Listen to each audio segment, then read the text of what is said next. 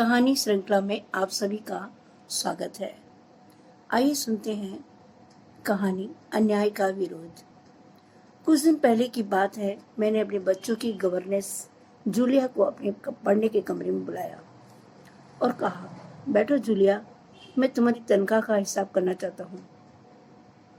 मेरे ख्याल से तुम्हें पैसों की ज़रूरत होगी और जितना मैं तुम्हें अब तक जान सका हूँ, मुझे लगता है तुम अपने आप तो कभी पैसे मांगोगी नहीं, इसलिए मैं खुद ही तुम्हें पैसे देना चाह रहा हूँ। हाँ तो बताओ, तुम्हारी कितनी तनख्वाह तय हुई थी? 30 रूबल महीना तय हुई थी ना? जी नहीं, 40 रूबल महीना, जूलिया ने दबे स्वर में कहा। नहीं भाई, 30। मैंने डायरी में नोट कर रखा है। मैं बच्चों की गवर्नेंस को हमेशा 30 रूबल महीना ही देता आया हूँ।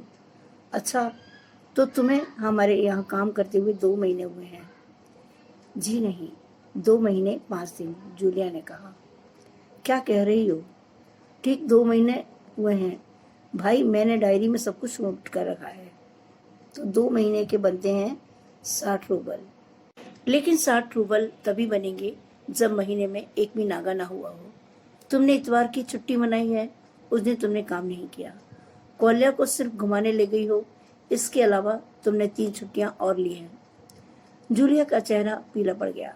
वह बार बार अपने ड्रेस की सुकड़ने दूर करने लगी, बोली एक शब्द भी नहीं। हाँ तो 9 इतवार और 3 छुट्टियां, यानी 12 दिन काम नहीं हुआ। मतलब यह है कि तुम्हारे 12 रूबल कट गए। उधर कौलिया 4 दिन बीमार रहा और तुमने सिर्फ तान्या को ही पढ़ाया। पिछले सप्ताह शायद 3 दिन हमारे दांतों में दर्द रहा था और मेरी बीवी ने तुम्हें दोपहर बाद छुट्टी दे दी थी। तो इस तरह तुम्हारे कितने नागे हो गए? 12 और 7 19 नागे।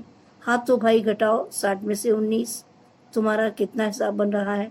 41 रूबल, ठीक है ना? जूलिया की आंखों में आंसू छलछला आए।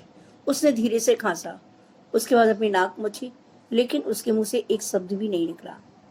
हाँ, एक बात तो मैं भूल ही गया था, मैंने डायरी पर नजर डालते हुए कहा, 1 जनवरी को तुमने चाय की प्लेट और प्याली तोड़ डाली थी। प्याली का दाम तुम्हें पता भी है।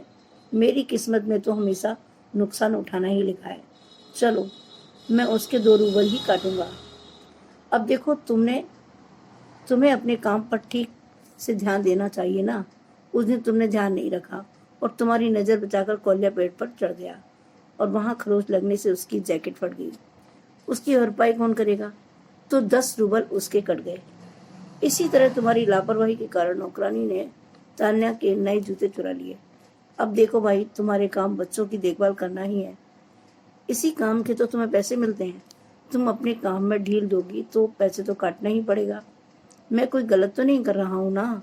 तो जूतों के लिए 5 रूबल और कट गए। और हाँ, 10 जनवरी को मैंने तुम्हें 10 रूबल दिए थे।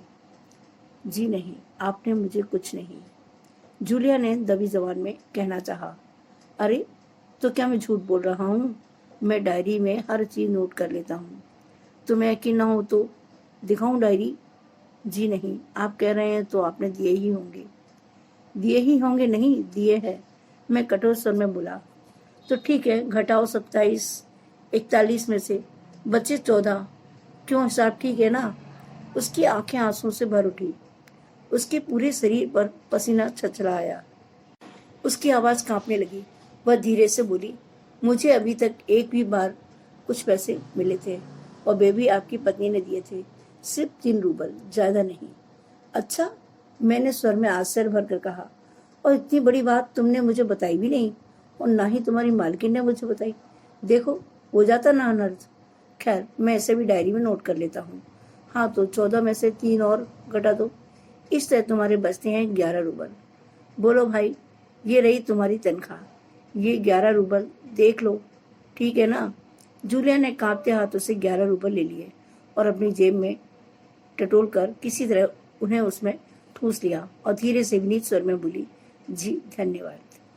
मैं गुस्से से आग बबूला होने लगा। कमरे में टहलते हुए मैंने क्रोधित स्वर में उससे कहा, धन्यवाद किस बात का?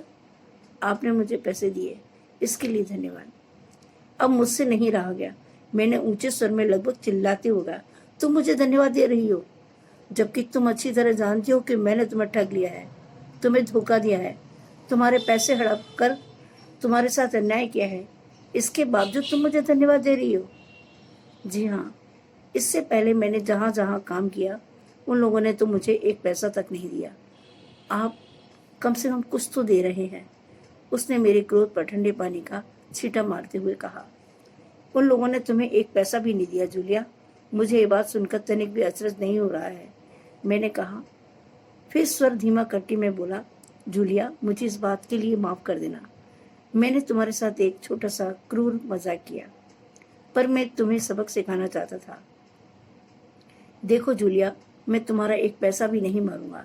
देखो, तुम्हारे 80 रूबल रखे हैं, मैं तुम्हें अभी दूंगा, लेकिन उससे पहले मैं तुमसे कुछ पूछना चाहूंगा। जूलिया, क्या जरूरी है कि इंसान भला कहलाए, जाने के लिए इतना दब्बू भीरू और बोधा बन जाए? उसके साथ जो अन्याय हो रहा है उसका विरोध तक न करे, बस चुपचाप सारी जातियां सहता जाए? नहीं जूलिया, नहीं। इस तरह खामोश रहने से काम नहीं चलेगा।